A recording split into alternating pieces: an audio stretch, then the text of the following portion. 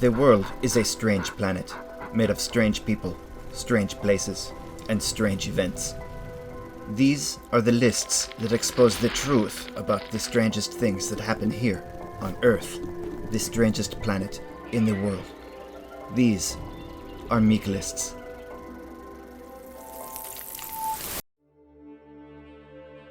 Astronauts, cosmonauts, taikonauts, Australionauts, whatever a country decides to call its onauts, the intent is always the same: to fling them as quickly as possible at the atmospheric barrier so as to break through the devil's evil gravitational grip and soar amongst the stars as contemporary gods.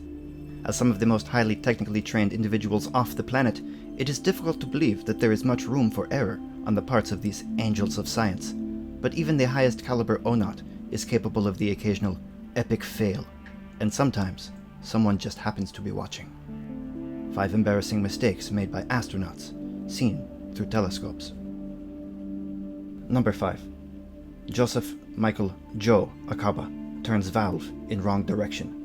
March 23rd, 2009. Joseph Joe Acaba is a hydrogeologist, a man who studies wetlands. According to one of the Wikipedias, in May 2004, he became the first person of Puerto Rican heritage. What? That doesn't make sense. To be named a NASA astronaut candidate, and after completing training, was assigned to mission STS-119, which flew from March 15th through March 28th, 2009, to deliver a set of solar arrays to the International House of Space Station. The mission launched on its second planned attempt after the first one 4 days earlier was scrubbed due to a leak in a liquid hydrogen vent line on the Discovery shuttle.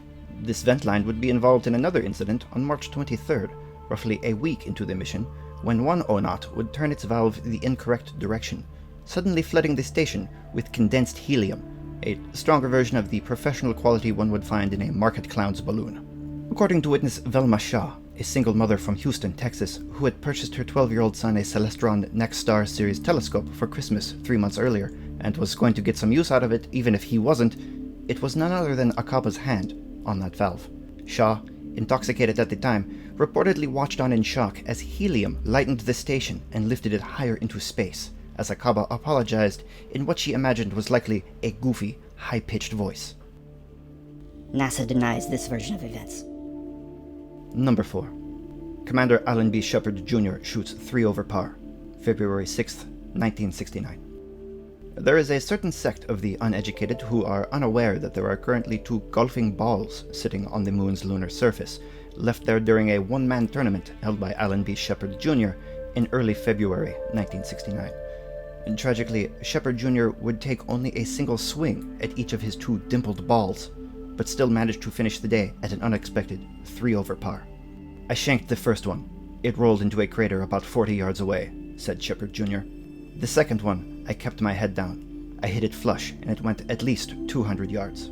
Unfortunately for Shepard Jr., Stephen Van Ness, a golf pro for River Oaks Country Club in Houston, Shepard Jr.'s own club, was observing this stroke via a high-powered golfing telescope, and was able to see something that took image specialist Andy Saunders until the year 2021 to confirm. Alan Shepard Jr. was a liar. Van Ness, who had watched Shepard Jr. and another golf pro, Jack Harden, scheme to smuggle the golfing equipment onto Earth's largest moon, the Moon, did some quick, startled math, and realized the second ball topped out at about 40 yards, an embarrassingly short distance, even on Earth. Bewildered, Van Ness could only shake his head upon hearing of Shepard Jr.'s quip that he'd watched the ball soar, quote, miles and miles through the extraordinarily thin lunar atmosphere. Irreconcilable, Stephen was unable to come to terms with the fact that a person could possibly lie about their golf game and quit his job, never again returning to the sport that had made him a local legend during Houston's whole days. Number 3. Commander David Scott nods off while driving Lunar Rover. August 8th, 1971. Says a Wikipedia, the Lunar Roving Vehicle, LRV, is a battery-powered 4-wheeled rover used on the Moon in the last 3 missions of the American Apollo program, 15, 16, and 17, during 1971 and 1972. During its prime, the LRV was frequently referred to in popular media as the Moon Buggy, which was a play on the term dune buggy, but at the same time was entirely unrelated to the term prune buggy, which at the time was a term that did not yet exist.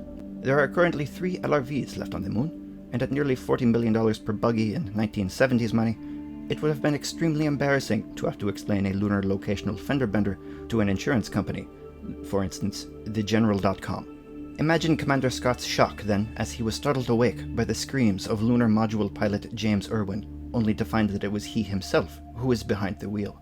Scott had indeed nodded off while driving the Apollo 15 LRV, a result of exhaustion due to Irwin's tendency to shout limericks in his sleep, and was careening toward a crater approximately 1,000 feet away.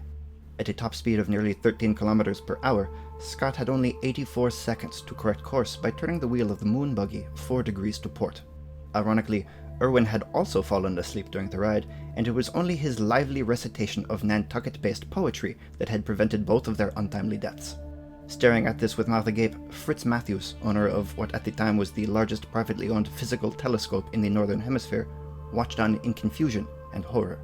With the audio logs of the event unironically non-existent, Fritz was never able to prove to the public what he had seen. Number 2. Buzz Lightyear Aldrin misspells space. November 12, 1966.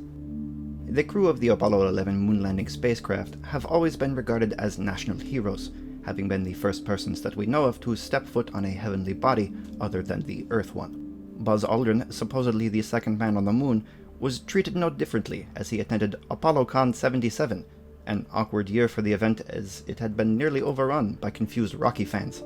Lightyear, as he was commonly known, signed autographs and chatted with the public for approximately 6 hours, and it was toward the end of these 6 hours that his hand began to cramp painfully due to overuse. As the crowd thinned, Lightyear apologized and began to pack his Sharpies early, but took the time to sign a final glossy for his youngest fan, Stanley Gossett, who had watched on through a cardboard telescope his father had purchased for him near the entrance. Stunned, Gossett looked on as a slightly magnified Lightyear added a personal message for him toward the bottom of the image, scrawling through the carpal tunnel type pane.